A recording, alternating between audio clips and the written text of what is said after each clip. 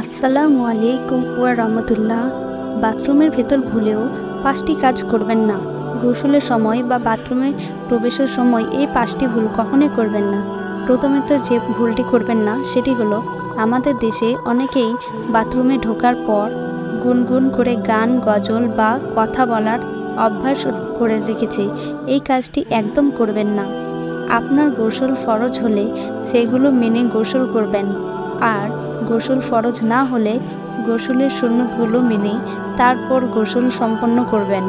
এবং বাথরুমে ঢুকে গোসলের সময়, ওযু করার সময় সেক্ষেত্রে আপনি বিসমিল্লাহ উচ্চারণ করে বা আওয়াজ করে পড়বেন না। এটি মনে মনে পড়তে থাকবেন, কারণ বাথরুমে প্রবেশ করে দোয়া বা জিকির করা রাসূল সাল্লাল্লাহু আলাইহি ওয়াসাল্লাম নিষেধ করেছেন। সুনানে আবু দাউদ, হাদিস নাম্বার 18। দ্বিতীয় ভুল হলো দোয়া পাঠ না করা। যখন গোসল করতে ঢুকবেন তখন এই দোয়াটি অবশ্যই পাঠ করবেন।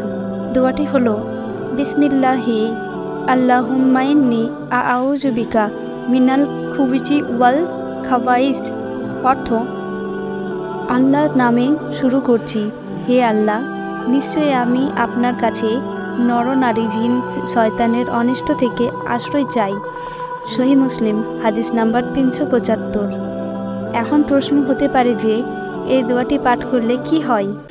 আমাদের প্রিয় নবী রাসূল সাল্লাল্লাহু আলাইহি ওয়াসাল্লাম বলেছেন, জিনেরা টয়লেটের মধ্যে, ময়লার মধ্যে বা দুর্গন্ধযুক্ত জায়গায় সবচেয়ে বেশি থাকে। তাই তোমরা যখন এই দোয়াটি পাঠ করবে তখন খারাপ জিন থেকে আল্লাহ তাআলা তোমাদেরকে হেফাজত করবেন এবং শয়তানের চোখে একটা দেওয়াল বা পর্দা তৈরি করে দিবেন, যাতে জিন শয়তান তোমাদের দেহ অবয়ব দেখতে না পায়। সহিহ বুখারী, হাদিস নাম্বার 142। আর যেহেতু আমরা আল্লাহর কাছে দোয়াটির মাধ্যমে আশ্রয় চেয়েছি, সুতরাং এই দোয়াটি পড়লে গোসলখানায় থাকা দুষ্ট জিন শয়তান আপনার কোনো ক্ষতি করতে পারবে না।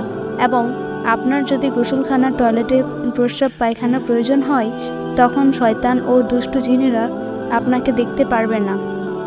3 নম্বর হলো, যে বাড়িতে গোসলখানা ও টয়লেট একসাথে থাকে সেই গোসলখানাতে কোরআনের কোনো আয়াত বা হাদিস নিয়ে প্রবেশ করবেন না। যেমন, আপনার লকেটে বা টুপিতে যদি আল্লাহর নাম থাকে তবে তা নিয়ে গোসলখানায় প্রবেশ করবেন না। এছাড়া আপনার আংটিতে আল্লাহ ও রসুলের নাম থাকে তাহলে ওই আংটি নিয়ে আপনি টয়লেটে ঢুকবেন না। তবে হ্যাঁ, যদি এমন গোসলখানা হয় যেখানে কোনো টয়লেট নেই, শুধু গোসলখানা, সেখানে চাইলে আপনি আংটি, লকেট নিয়ে ঢুকতে পারেন। 4 নম্বর হলো, উলঙ্গ হয়ে গোসল করবেন না।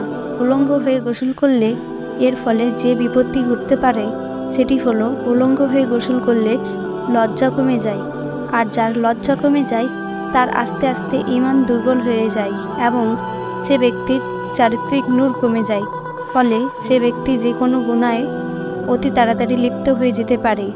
এতে করে পরবর্তীতে সে গুনাহকে ভয় করে না। 5 নম্বর হলো, টয়লেটের ভেতরে ঢুকে কোরআন তেলাওয়াত বা জিকির করবেন না। যে বাড়িতে টয়লেট এবং গোসলখানা একসঙ্গে সেই গোসলখানায় ঢুকে কখনো জিকির করবেন না।